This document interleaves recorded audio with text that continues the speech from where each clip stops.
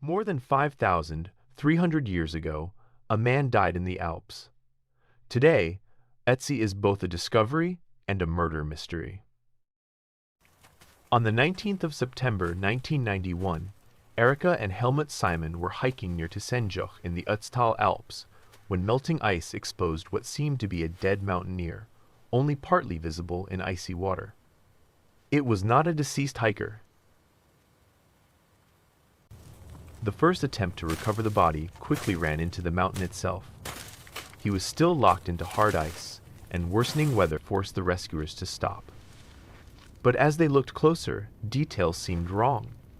Hide clothing, unusual gear, and a copper axe nearby. On September 23, 4 days after discovery, the mummy was finally freed, still not fully understood. The hikers had found someone they could not yet identify. Research would later show Ötzi lived in the Copper Age, with his life preserved in remarkable detail.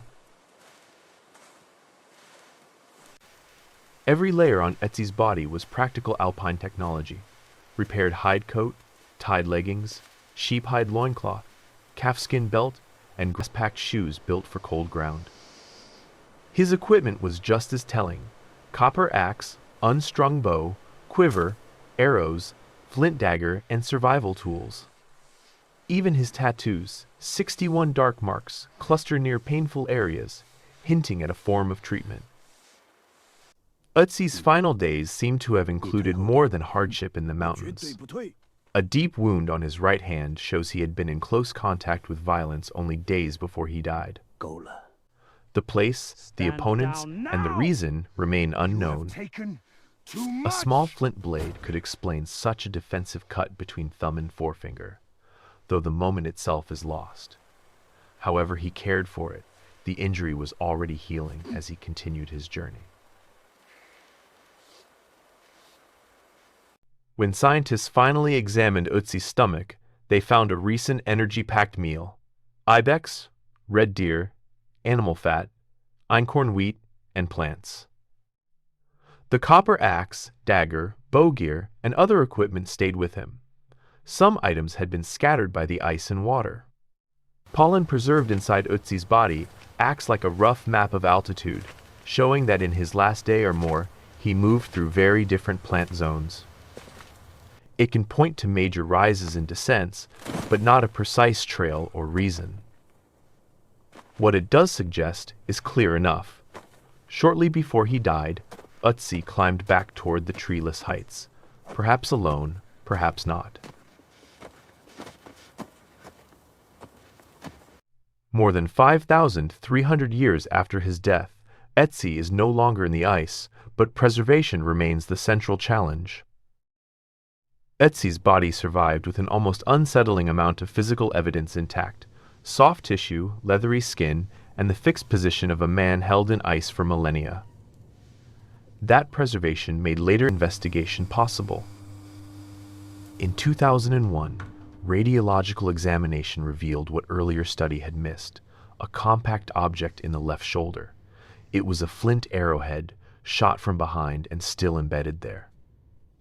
The shaft was gone, but exactly how it disappeared remains one of the unresolved parts of the case.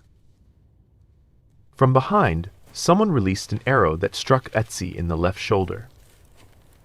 It became central evidence of homicide, yet his final collapse may have involved trauma, exhaustion, altitude, cold, and blood loss together. In this barren, high alpine pass, a narrow rock pocket became Ötzi's resting place. It helped preserve him, even if the precise movement of the body is debated. Newer research suggests he may not have stayed continuously sealed away, but passed through cycles of ice, exposure, and ice again. This is not Ötzi brought back to life, but a CT-based reproduction of the actual mummy, printed, molded, cast, then carefully painted and finished by Gary Staub using close photographic reference. From the wounds and objects, we can see violence near the end, yet not the attacker, the motive, the exact path, or every step before death. The evidence gives us movement, injury, and violence, not a complete story. His final days remain partly readable and partly lost in the ice. More than 5,300 years later, Otzi still speaks through evidence, not certainty. His story ends in violence, but our understanding keeps moving forward, one careful clue at a time.